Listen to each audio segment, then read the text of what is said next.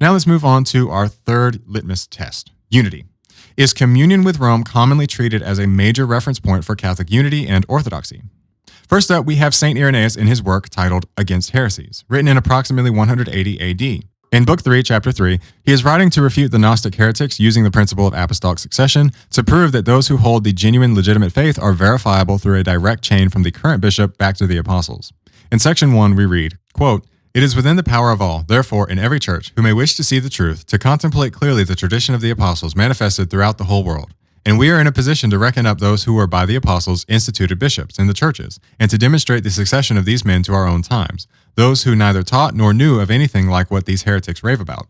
For if the apostles had known hidden mysteries, which they were in the habit of imparting to the perfect, apart and privately from the rest, they would have delivered them especially to those to whom they were also committing the churches themselves.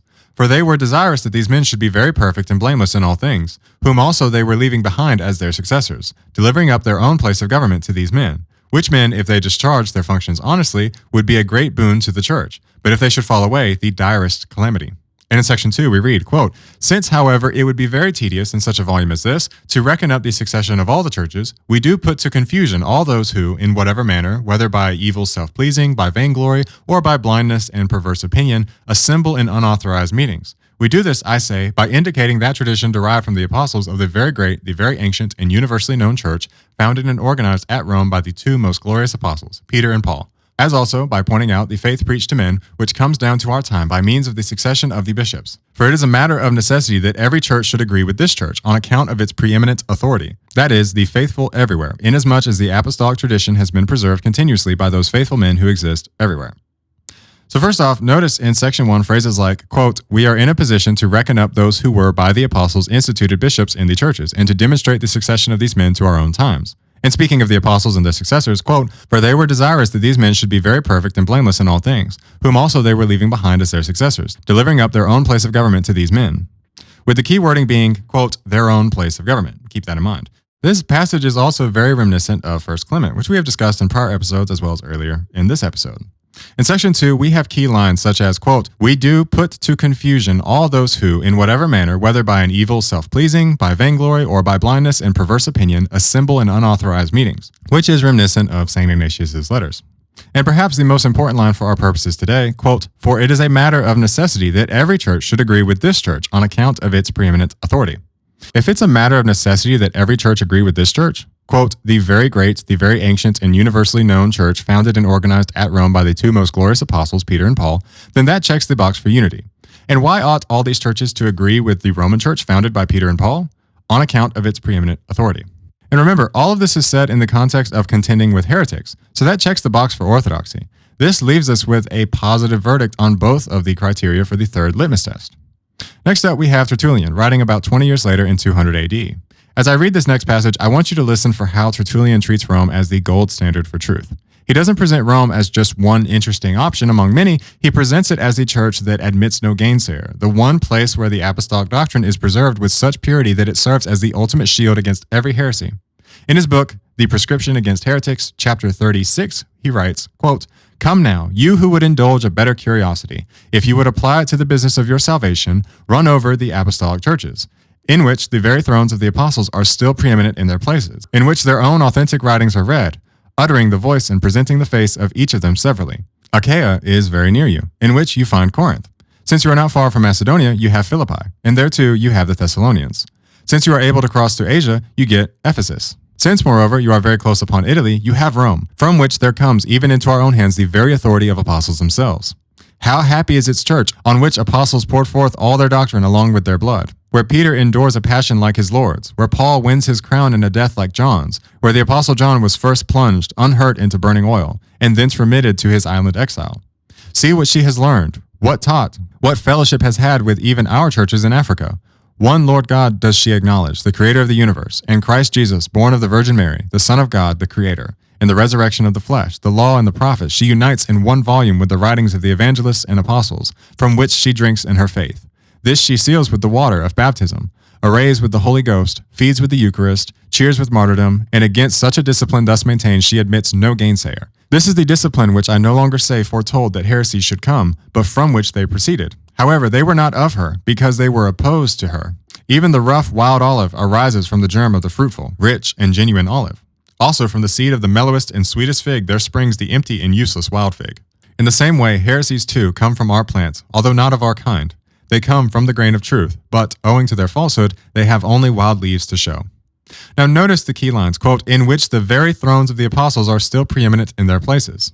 So the authority of the apostles is still intact within these churches. And speaking of Rome, quote, how happy is its church on which apostles poured forth all their doctrine along with their blood, where Peter endures a passion like his Lord's, where Paul wins his crown in a death like John's, where the apostle John was first plunged unhurt into burning oil, and thence remitted to his island exile. See what she has learned, what taught, what fellowship she has had with even our churches in Africa. So we see Rome's influence is far-reaching, even to Africa. Rome is being treated as a church whose teaching and fellowship bear directly on wider Catholic connectedness. Another key line, quote, against such a discipline thus maintained, she admits no gainsayer. This is the discipline which I no longer say foretold that heresies should come, but from which they proceeded. However, they were not of her, because they were opposed to her. Notice that Rome admits no gainsayer, and that these heresies are explicitly counted as against her. If Rome is here considered as the inheritor of Peter and Paul's doctrine, and she has wide-reaching influence and has no toleration of heretics, in fact, when heretics do come from the Church of Rome, far from the Roman Church being considered a corrupted whole, the heretics are identified as explicitly opposed to the Roman Church's teaching. This fits the criteria for a positive verdict on our third litmus test. And before we move on to our third historic proof, I would like to point out that in Tertullian and St. Irenaeus' writings, other churches may be mentioned as authoritative holders of the apostolic teaching and authority, but yet the Church of Rome is consistently singled out, and the language used regarding this church's prominence or authority or influence is markedly different than these other heavyweights. And I'll say it again so as to be abundantly clear. The Catholic claims regarding Rome's preeminence and authority are not to the exclusion of the others. Now we come to St. Cyprian of Carthage. We will be briefly examining his work titled On the Unity of the Church, written approximately 251 AD. Section 4 is our primary interest today, but for context, I will briefly summarize the first three sections. Cyprian begins by warning that the greatest danger to Christians is not only external persecutions, but internal deception, especially the subtle divisions that arise under the appearance of fidelity to Christ. He emphasizes that true faith requires steadfast obedience to Christ's teaching, since instability in doctrine or discipline leaves believers vulnerable to spiritual error and fragmentation. After the spread of Christianity weakened paganism, he argues that the enemy's strategy shifted towards sowing heresies and schisms within the church itself, drawing people away from the truth while they still believe themselves to be faithful. This condition arises whenever Christians fail to remain anchored in the authentic source of the faith and in the visible unity that preserves and safeguards the truth.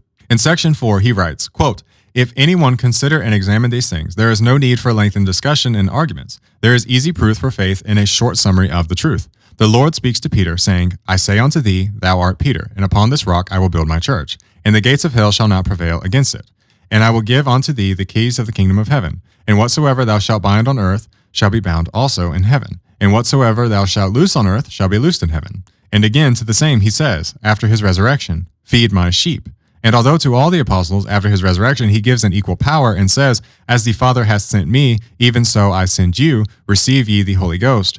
Whosoever sins ye remit, they shall be remitted unto him, and whosoever sins ye retain, they shall be retained. Yet, that he might set forth unity, he arranged by his authority the origin of that unity as beginning from one.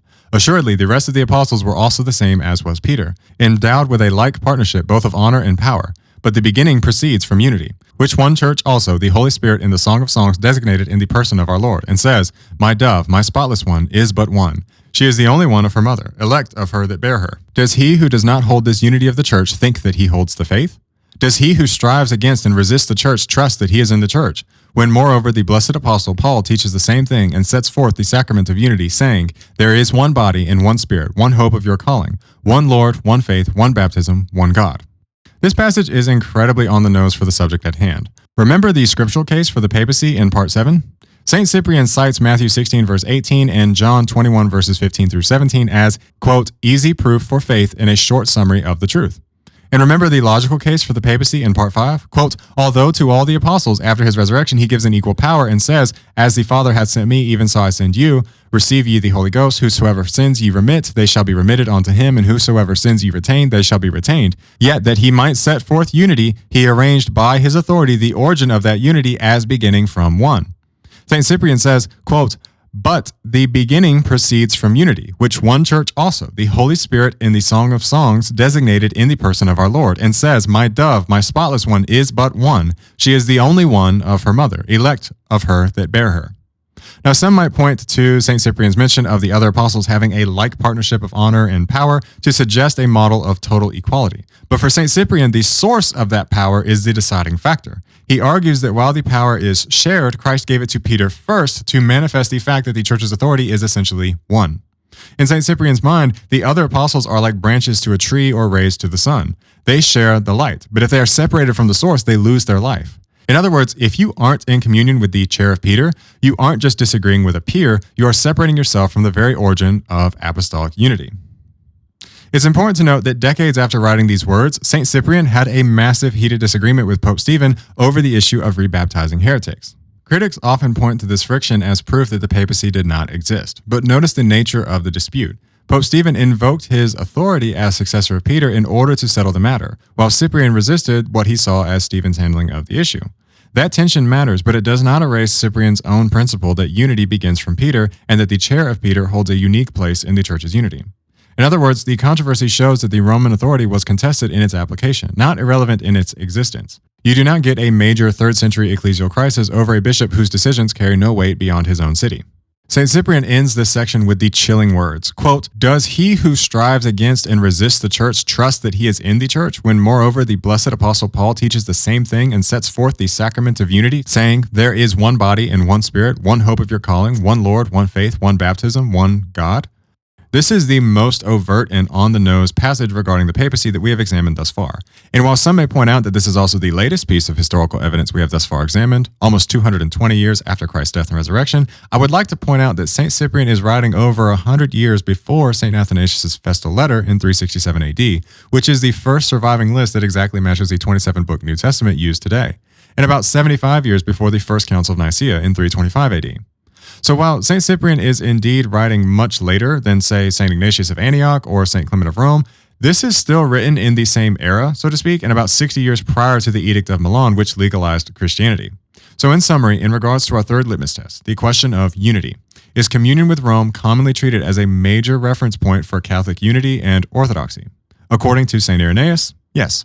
According to Tertullian, yes. According to St. Cyprian, yes.